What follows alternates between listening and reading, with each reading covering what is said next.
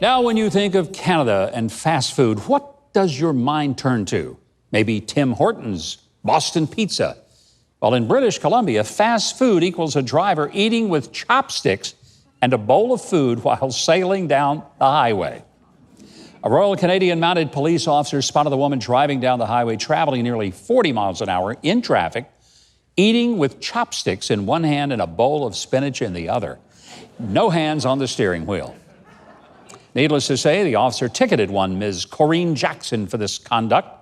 And when her day in court arrived, the accused said she was taking care and attention behind the wheel because she was no more than 10% over the speed limit. And she had 3 fingers of her left hand on the steering wheel while holding her bowl with a thumb and a forefinger. Provincial Judge Brian Burgess rejected Jackson's testimony and found her guilty of driving without due care and attention. The penalty?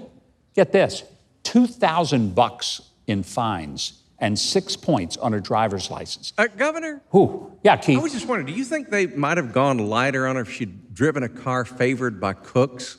I'm not sure, Keith. I mean, what kind of a car does a cook drive? A Chevrolet. Keith, I feel sometimes like a Canadian judge, and I need to fine you for that. And by the way, folks, Ms. Jackson has until October to pay the $2,000 fine.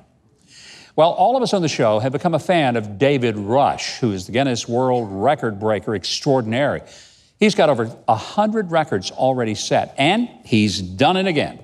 This time by standing atop an inflatable exercise ball while slicing 62 kiwi fruits with a sword in less than a minute. I mean, David Rush has a purpose for breaking all these records. He really does. It is to promote STEM education. And STEM, of course, stands for science, technology, engineering, and math. And the samurai kiwi fitness ball slicing? Rush handily surpassed the old record. Yeah, there really was one. The old record was 35 sliced kiwis. Now, let's be honest. When someone first gave you a kiwi, didn't you just think, hey, it's a little potato with fur? Dateline, Auckland, New Zealand. Ad agency employee Joshua Jack received an email inviting him to a meeting where his future with the company would be discussed. He was told he could bring a support person. So what did Joshua do? He did what any employee getting ready to be downsized would do. He brought a clown with him.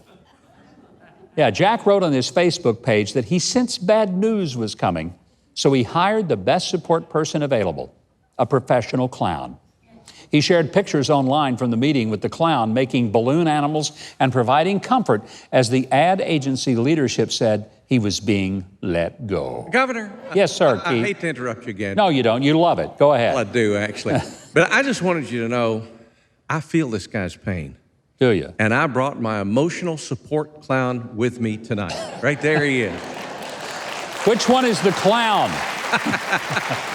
Keith, why on earth would you need an emotional support clown? Well, you know, with the way the people respond to my jokes, I need a little encouragement.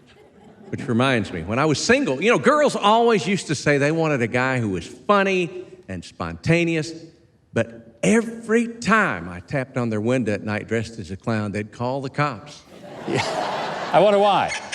Yeah. Hey, Keith, do you know why sharks don't eat clowns? I'm afraid to ask. Because they taste funny. Oh, hey, give me that. That sounds like one of yours.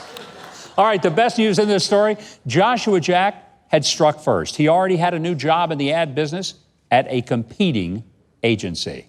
Yeah. And finally, in college football news, a young man trying to be funny held up a sign asking for beer money on an ESPN broadcast and is now $20,000 richer. Carson King held up a sign asking for Busch Light replenishment funds with his Venmo account information on it, hoping that friends would see him in the crowd shot during a college game day broadcast at Iowa State University. Gov, wait a second. I Yeah. hope you don't mind, but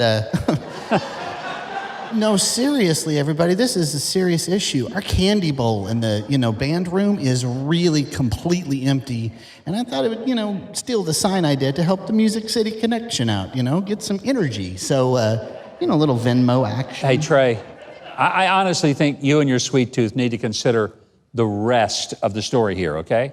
Because when King realized that he could do more with the money than buy a case of beer, he began fundraising for the University of Iowa Stead Family Children's Hospital in Iowa City. Then Anheuser-Busch and Venmo have both said they will match Mr. King's $20,000 in honor of his generosity. So no matter who won the college football game, kids at the Children's Hospital in Iowa City were the big winners last week. So how about that? You still want the candy, okay. Well, like Beto O'Rourke's presidential campaign, we've run out of time. I said, like Beto O'Rourke's presidential campaign, we've run out of time. But never forget, we read the news.